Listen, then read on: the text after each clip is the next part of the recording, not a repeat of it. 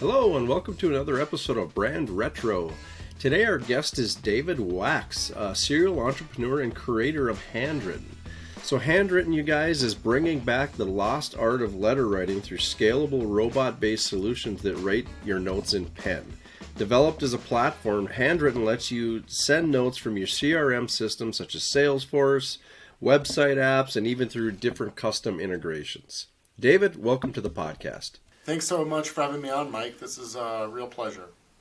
Yeah, I appreciate it. So what's interesting about Handwrytten, and obviously I'm going to let you go into detail on this, but I think the art of handwritten notes, the art of that personalization, obviously with the introduction of email and texting and all these different ways to communicate, that's just kind of a thing of the past. And it's been something in my business I've always kind of hung on to. I still do handwritten notes. I still try to inject that where I can. But what I want to talk about a little bit today is obviously Handwrytten, but also, you know, how brands can create better relationships with their clients by maintaining some of these things and go into a little bit, the background of it and the benefits of. So tell us, let's start out by tell us a little bit about Handwrytten. Yeah, so Handwrytten was started because I felt, to your point, everybody's so inundated with text messages and emails. In fact, prior to Handwrytten, I was part of the problem. I ran a text messaging company. We'd send 1 million texts a day for brands like Abercrombie & Fitch and Toys R Us, Sam's Club, Office Max. And I realized this is all just becoming noise. The average office worker gets over 100 emails a day. They spend 24% of their time just managing their inbox. So, then you add Slack and Twitter and Facebook and all these others, and it's just everybody is ADHD from it. So, but what I also noticed is when I walked into my employees' offices, if they had received any handwritten notes, they were put on display. They were not only opened and read, but they were actually put on display. And I thought, how can I kind of send out handwritten notes without doing it because I'm too lazy and too busy? So that's where Handwrytten came from. It was really designed to fill this need for busy people that want to send handwritten notes, ideally handwritten notes at scale. So you're sending 100 at a time, 500 at a time, 10,000 at a time to your clients and prospects. The way we do this is we've got a number of software integrations. So we integrate with Zapier and HubSpot and Salesforce and Integromat, all these different systems. Or you can visit our website, handwrytten.com, and upload your orders there. And then on the output, we actually have 175 robots that we build here in our facility in Phoenix. Each robot holds a real pen. It writes with a Pilot G2 ballpoint pen. And we write out your note, we write out your envelope, we stuff it, we stamp it with a real stamp. It's important that it's a real stamp, not a meter mail. And then we put it in the mail for you. So we're the largest company in the world doing this, I believe, by a factor of 10. So yeah, we're also the oldest company doing this. So how do you work with clients on understanding the value of this personalization and how it creates ROI for their brand? Because we're so wired to believe that efficiency equates to dollars, and sometimes taking the time to do something like this is, it's just not a priority. And when you're relationship based and you understand the importance of what that handwritten note might mean to somebody, how do you go through that process with a client and help them understand how that works? Yeah, I think that's a great question. And my response to, and please, I try to get a little controversial here. My response to people when they ask me what's their ROI, I say you're missing the point. If you need an ROI from saying thank you, shame on you and shame on your parents for teaching you poorly. But we live in a culture where there's this huge entitlement mentality that we expect the sale. If it's an ABM type sale, we expect it. Of course they're going to use us. Why wouldn't they use us? We're the best. Well, tough news, you're not the best. There's 1 million other competitors out there, whether they're other service companies. They can go on G2 Crowd or Yelp or whatever to find the Google ratings to find those. Or if you're a product, they can go on Amazon or Alibaba and order it directly from China. So you're not the snowflake you think you are.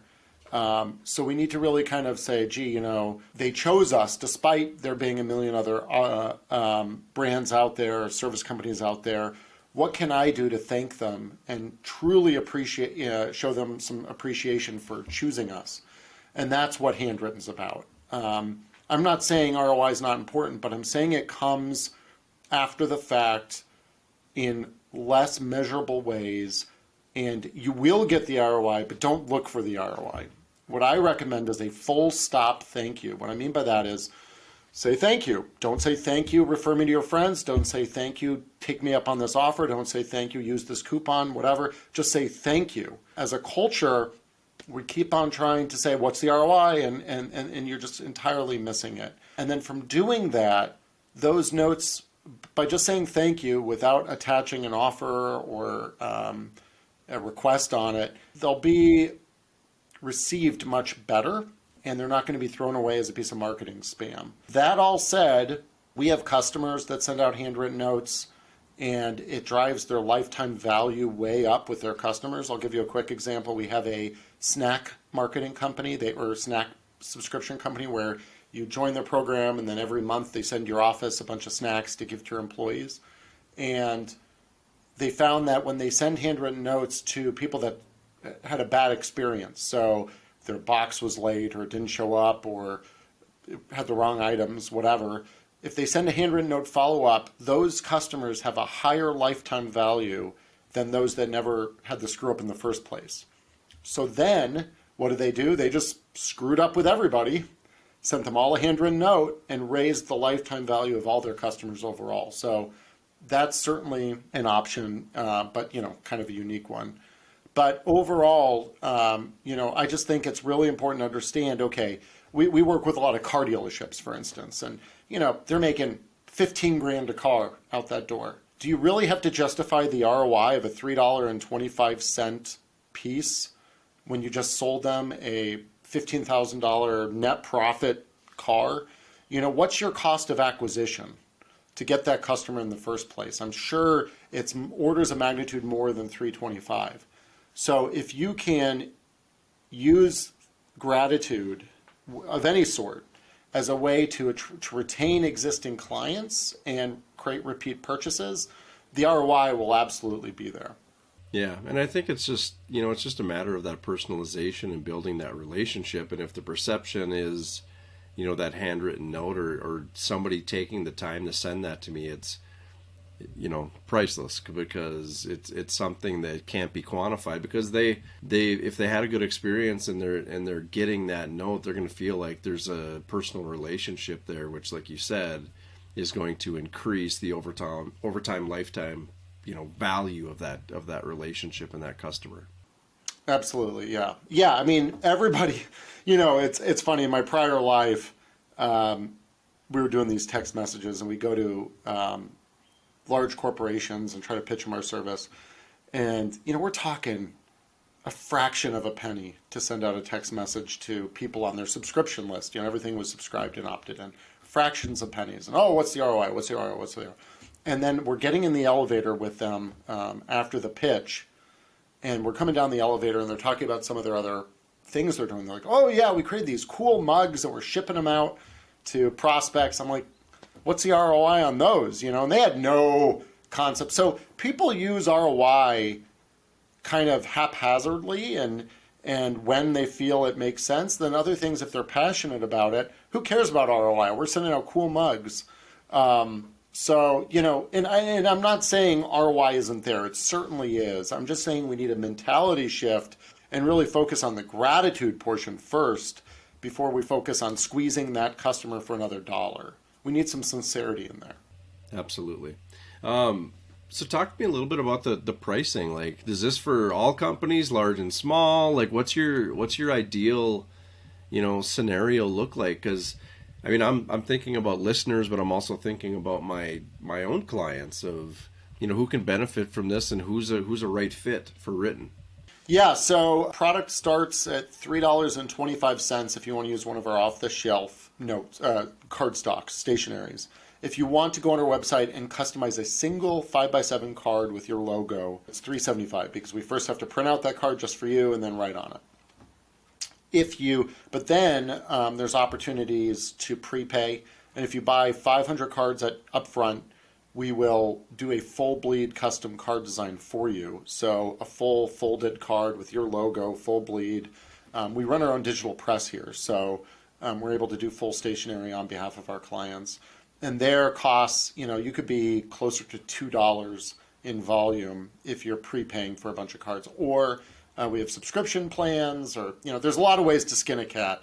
But if you go to handwrytten.com/pricing, it walks you through it all. But really, off the shelf, you'd want to send one card to one person, $325. Yeah, that's incredibly reasonable. And I think I think about the holidays, Christmas gifts, or just those random, there's so many national whatever days out there. Yeah. Is that kind of a sweet spot for your clients? Do they go for that? Or is it more a holiday push, or what would you find is the most attractive for your clients? We do a lot of thank you after purchase, so we trigger that directly from a Shopify cart or CRM system when deals hit certain stages in the pipeline. So a lot of transactional for 10 months of the year. And then November, December, it's all happy holiday type thing. With some of these car dealerships we work with, we do thank you for your purchase after you buy a car. We then do an oil change reminder. We do a happy birthday and a Merry Christmas. So we try to hit 4 times a year, I'd say is a lot, but that's kind of the upper limit of what we recommend to do via handwritten notes. We have another customer, after a lot of appointment setting meetings, we send a lot of handwritten notes then too. For instance, we work with a large solar panel installer. They send 10,000, 20,000 notes a month after all the appointments they have. They've been very busy and very growing, so growing very, very quickly. We have another client who's a piano tuner, and he's only in your house once a year because your piano only needs to be tuned once a year. So after he tunes your piano, he's got an automation set up to send a handwritten note after your piano's tuned.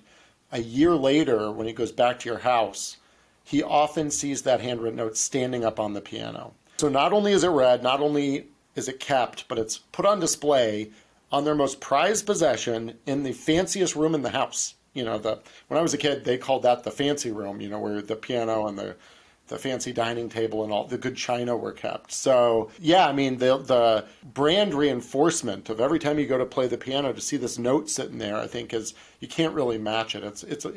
It's certainly very unique, but we have a lot of that type of stuff too, just transactional, thank you for your purchase, or if you're running a Shopify store or something like that, we can filter it. So after the first purchase, after the 10th purchase, after they hit a certain total lifetime value, anniversary of first purchase, these are all, there's plenty of ways to kind of find opportunities there and A/B test.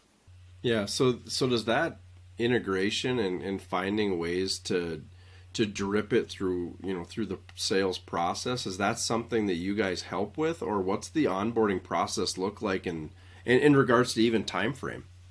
Yeah, so if you want to go on our website and sign up, send a card, you could do that today. If you want custom cards made with your logo, like full bleed, it might take 2-3 days. If you're looking to do any sort of onboarding, our sales and account managers are great. They can help you come up with strategies. Quite frankly, our role is to get the notes out. So we will help you with some of that, because the more you send, the better it is for us. But there's limits, just because our clients don't share with us too much information. We're kind of taken out of the loop a lot of the times after a handwritten note is sent. They don't share with us all the sales they do. We're lacking a little of that, but we can help you with your Salesforce.com integration or your Shopify integration, kind of the technical nuts and bolts of automating this. We always think automation is the best, because you might have the best of intentions to send a handwritten note to every customer, but come the 10th note, even with our service, we just type it or, copy paste or whatever. But after a week or two, you're going to start dropping the ball there. So our goal is to really try to automate this in whatever way possible to ensure compliance and ensure consistency of user experience. That's really important. So we really try to kind of set ourselves up to be a plumbing of your organization, not the fancy razzle dazzle up front. Yeah. One of my last questions here, and I'll stop, because I'm pretty fascinated by this whole thing. It's pretty neat. What's some of the most unique ways you've seen it used? I guess, the holidays and the follow-ups and stuff, it's all great, but it seems like the obvious place. I'm like, what's the most unique one? Because somebody has to have done something kind of cool, right? Yeah, we have a guy. I want to reach out to him. I see his notes sitting on robots, and I chuckle. He's like a realtor or something, and he takes pictures of himself naked with like cats in front of his, in front of his private body. I don't know, but anyway, and then he's always got these goofy slogans like, I'll make your listings per whatever, like really ridiculous stuff. But it gets noticed, so kudos to him. We do stuff like that. We have Vinyl, VNYL. They're a record subscription. And what they will do is we will do handwritten notes for all their subscribers that get included with the subscription box. So you'll get these cool tactile records, something, not an MP3. And then with that will be a handwritten note from the person that helped pick out the records for you with why they chose these records based on your Spotify list or whatever, and what they thought was cool about it. And those will get included with the box of records. And then what's cool is those get a little bit of viral follow-up. Like people will take pictures of them and post them to Instagram. We've done the same with some YouTube morning shows where you could join their fan club and you'll get a handwritten note from the two guys of the morning show. And then people will Instagram and tweet that. We have a dog food company, and they'll send a handwritten birthday card to your pet along with like a birthday hat, and they'll say, take a picture of your dog wearing the birthday hat and post it online, and they get some pickup that way too. We actually have quite the business. I shouldn't laugh about it. Speaking of pets, in end-of-life care with pets. So when your pet dies, the vet that put your pet down might send you a handwritten note through our service. And it's always quite sad sending that invoice because it could be a lot. And you're like, one of these for every dead dog. So we do that.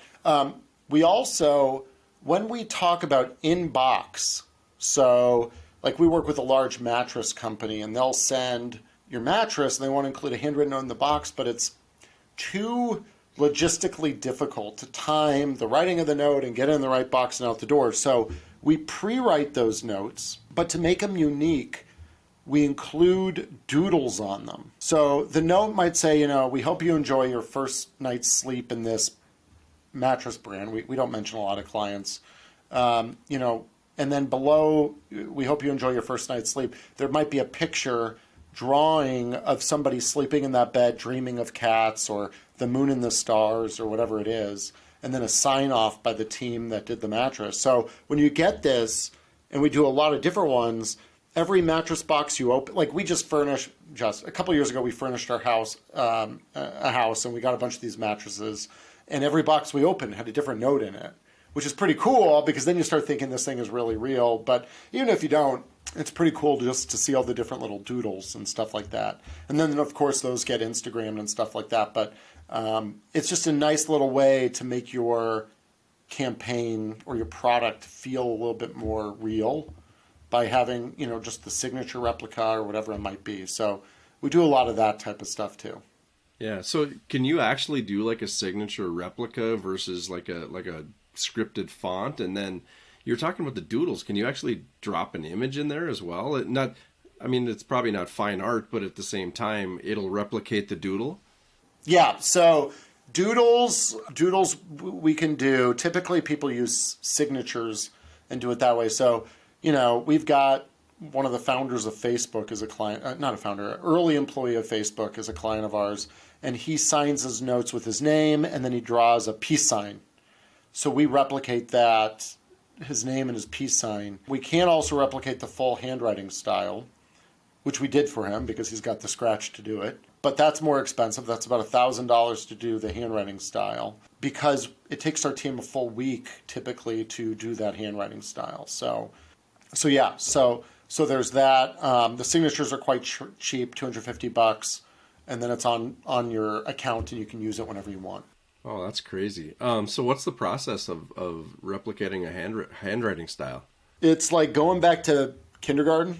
You have to fill out all these worksheets, like draw your A's 10 times because we want to capture the nuance of every randomization of your A's and your B's and, et cetera. We also ask you to do, I could geek out on fonts with you, but ligature combinations. So how do two O's look together, two T's, two L's? We want to make sure that those connections are perfect.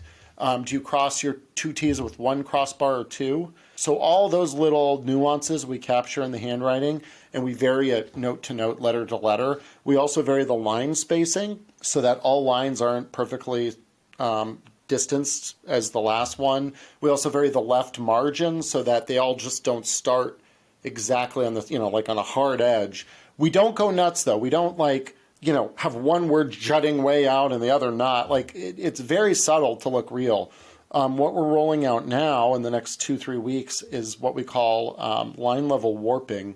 And what this will do is this will make every line not so straight, But it's really you add the robots to so it's a combination of marketing, engineering with robots and websites and all that stuff, and then art, and really trying to make these things look real. So there's a hell of a lot that goes into this business, a lot more than the text messaging company.